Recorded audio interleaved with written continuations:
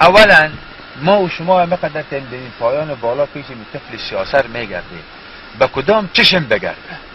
همین مردم بگه که شما کلتان جور سلایتان در دست ما، چی که فکر این وطن اگه چیز گرفته دشمن بود؟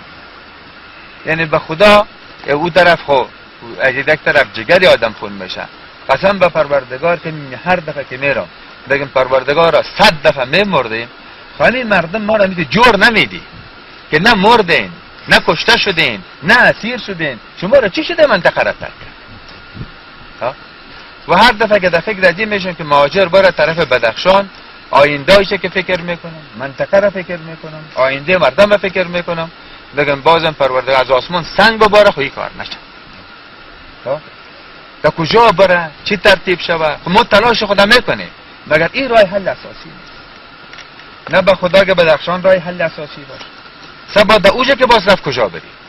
در لب دریا فهمید یعنی دیگه او طرف تاجیکستان را نته، پیرادار روسی باز در اوجه باشه تا سرحد از او درش کنه.